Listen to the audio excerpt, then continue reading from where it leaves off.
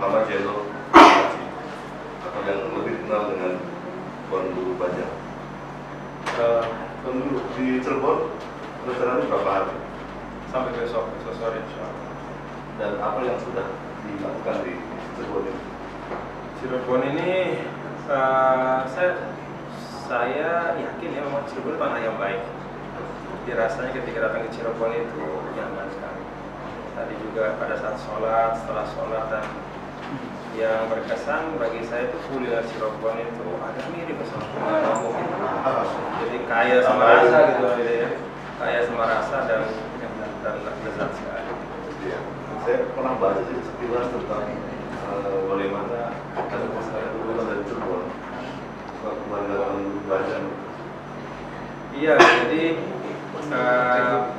persisnya itu di perbatasan Cirebon Indramayu ternyata ya. Dan di Jambi itu nenek saya itu ayahnya dari daerah Jambi.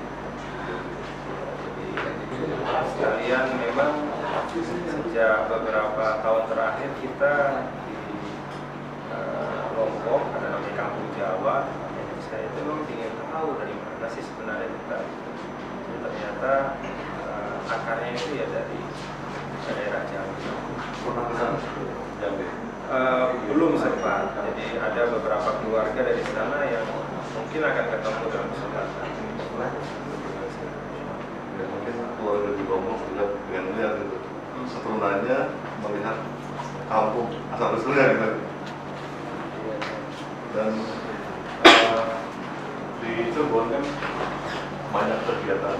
Kira-kira apa sih sebetulnya yang tujuannya dari Tuan Guru Bajang? Ya, yang paling mendasar sih menurut saya kan situasi kita di Indonesia memang ada mungkin ada kegelisahan atau ada kekurang nyamanan situasi kita berinteraksi akhir-akhir ini. Misalnya kita bicara secara konkret saja, misalnya antara Indonesia dan Keislaman, ada anggapan bahwa aspirasi umat atau harapan umat itu kok nggak terakomodir sih gitu. Rasanya situasi nggak begitu nyaman. Nah, menurut saya menghadapi situasi seperti ini kan kita nggak boleh diam. Ya, semua kita harus berperan untuk bekerja bagaimana merekatkan, menyatukan, dan mengingatkan bahwa kita punya titik kesamaan yang luar biasa. Dan yang paling esensial adalah bahwa agenda kebangsaan itu harus pada saat yang sama juga menjadi agenda keumatan. Bukan menjelang ini rencana tahun depan atau presiden. Undangan dan permintaan dari masyarakat untuk bersilaturahim memang banyak sekali. Nah, saya tentu tidak bisa memenuhi semuanya. Sebagian yang saya bisa penuhi dengan senang hati adalah ini Cirebon, banyak sahabat dan juga ya saya merasa ada kedekatan. Nah, pemirsa, sebelum kita pindah ke kan jadi Muharram, mungkin ada pemirsa yang ingin bertanya ke Tuan Guru Bajang soal apa saja, soal keindonesiaan dan soal keislaman, bisa ke nomor 0231 48 21 38. Dan nanti deh responnya bagaimana nih? Nanti apa dan kemudian mungkin nanti di Anda. Ya, Bismillah, sebagai sahabat dan Azhari, saya sangat berbahagia dan bangga punya sahabat yang punya prestasi yang luar biasa, memimpin 2 periode dari provinsi yang jauh dari ibu kota negara, dan alhamdulillah bisa datang ke Cirebon. Karena itu, karena dunia ini kan jadi terbuka, sehingga semua yang pelosok Indonesia termasuk yang Cirebon itu mendengar dan membaca. Jadi oleh karena itu ketika beliau datang ini antusiasnya sangat besar sekali. Terlihat ketika selesai beliau khutbah mau keluar masjid itu sangat lama. Jadi karena semuanya orang ingin berfoto dengan beliau. Pun demikian ketika tadi kami mengadakan acara, beliau menyampaikan materi di kampus di JIN. Pun demikian semua rektorat dan mahasiswa semua ingin berfoto dengan beliau. Ini karena memang kepemimpinan beliau selama di PP ini tadi menyatukan antara Islam dan bangsa. Kalau saya baca dari komentar di medsos gitu, mereka bilang setelah eksportasi bilang adem gitu. Artinya apa gitu? Apa sebelumnya tidak mengademkan atau memang apa tadi yang disampaikan?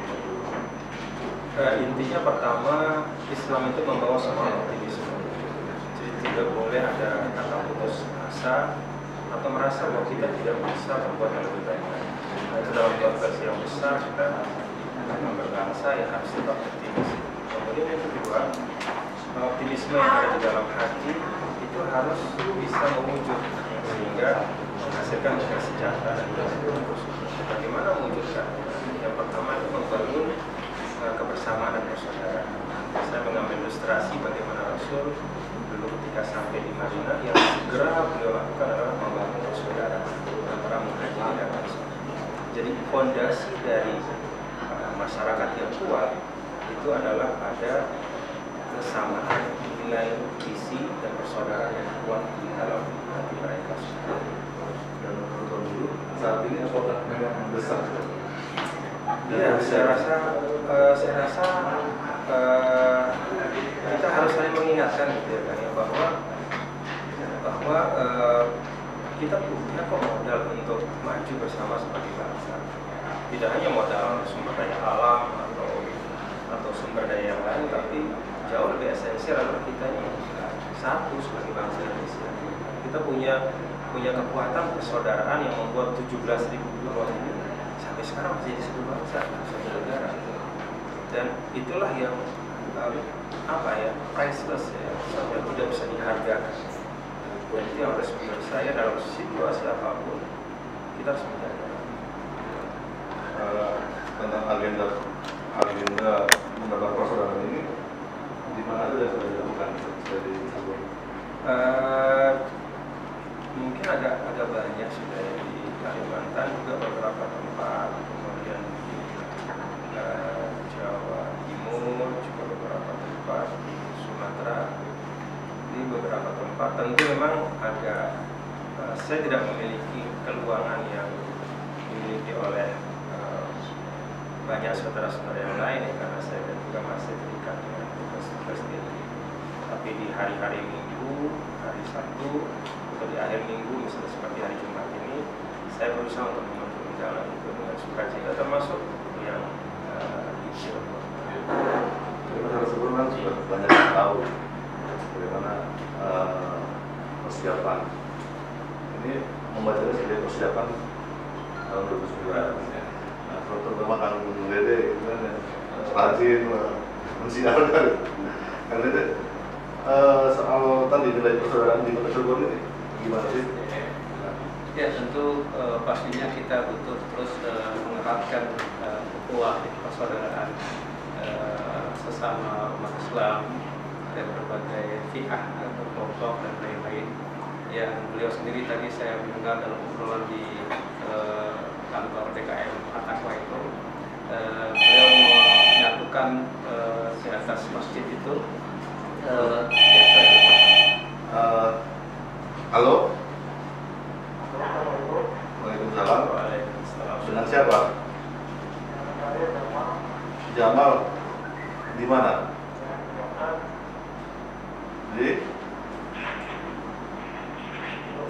Silakan Jamal. Apa pertanyaannya? Halo. Ya.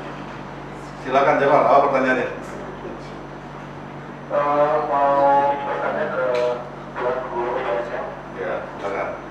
Mengenai rencana ketua beliau untuk mencalonkan jadi calon presiden. Ya. Apa pertanyaannya? Baik. Halo. Mungkin Pak. Halo.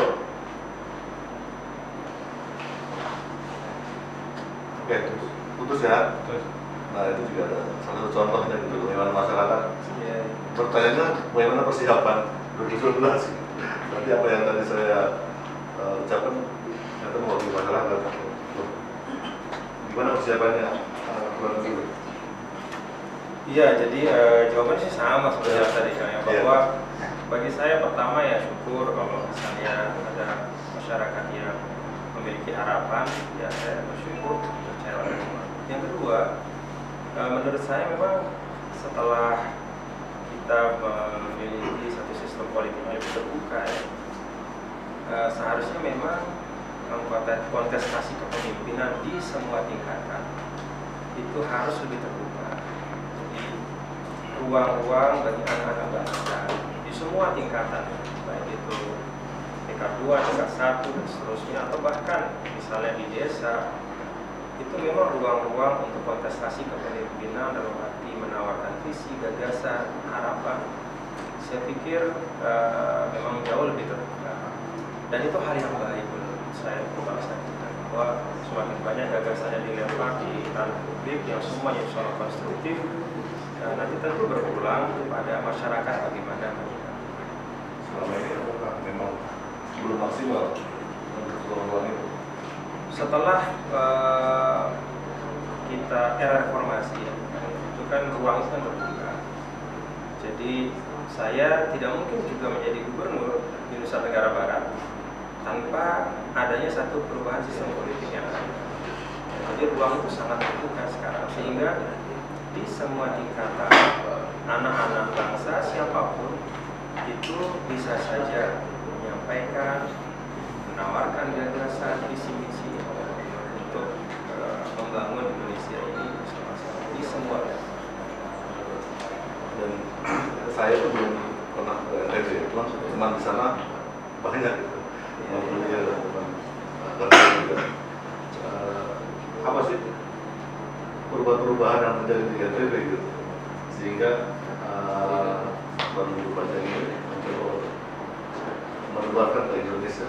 Mungkin tadi tahu. Ya, kalau ke NTB barangkali Tuan Guru yang banyak cerita, tetapi kita bisa lihat bahwa yang penting bagi kami salah satu tadi kebanggaan bahwa dai atau ustadz dan hafiz itu bisa profesional dalam bekerja. Seringkali dianggapnya ulama nggak mampu untuk bekerja. Dan ternyata dalam 2 periode beliau bisa mengangkat satu daerah provinsi yang tadinya tidak dikenal sekarang menjadi kota yang dikenal di dunia. Bahkan ada airport internasional yang dari berbagai negara. Ini salah satu prestasi seorang ulama, seorang hafiz yang tadinya seringkali di-underestimatekan oleh banyak orang. Tuan Guru, ini mungkin yang terakhir ya. Apa yang ingin disampaikan dulu masyarakat Cirebon dan sekitar? Ini ada Indramayu, kemudian Kerawang, masyarakat Tegal, Kuningan, Majalengka juga menyaksikan acara ini. Kalau saya melihat Cirebon dan sekitarnya tanah keramat, artinya para dai Islam itu menjadikan Cirebon ini dan sekitar menjadi basis untuk penyebaran Islam. Dan Islam yang disebarkan itu Islam yang mengayomi, Islam yang memberi teladan, Islam yang meneduhkan, Islam yang merangkul, mengajak semua untuk mengoptimalisasi kebaikan-kebaikan yang ada pada diri masing-masing. Nah, saya yakin bahwa tanah yang sejarahnya seharum ini itu pasti punya potensi yang luar biasa untuk menjadi contoh, menjadi tempat yang ke situ kita bisa berduduk dan mengambil teladan. Jadi potensinya luar biasa, dan saya lihat secara fisik Cirebon juga cukup maju untuk sebuah kota, dan dengan kekayaan sejarah yang luar biasa, banyak orang alim, banyak orang baik di sini, umat juga kompak. Saya yakin nggak lama Cirebon akan bisa jauh lebih baik. Kang Dede, saya nanya tentang agenda 2019. Apa yang dikerjakan terkait Tuan Guru? Ya, paling tidak saya mengawali bahwa saya harus selalu dan bismillah senang dan mempromosikan orang baik untuk berkhidmat, itu selalu yang saya lakukan. Yang kedua, tentu dengan Tuan Guru ini, beliau sudah lama diminta oleh banyak pihak, oleh para konsultan dan lain-lain, belum pernah menjawab, kecuali ketika kami kumpul di Pondok Cabe dengan Pak Qurasyihab dan lain-lain, seperti beliau di Daulat ada mau. Di situ bahasa beliau, bismillah saya akan melanjutkan ikhtiar kita. dan karena kadang bisa menolak ketika diajak oleh orang lain, orang lain, saya juga mungkin Pak. Dan itu saja pembicaraan secara khusus pada hari ini, dan kita akan berjumpa kembali.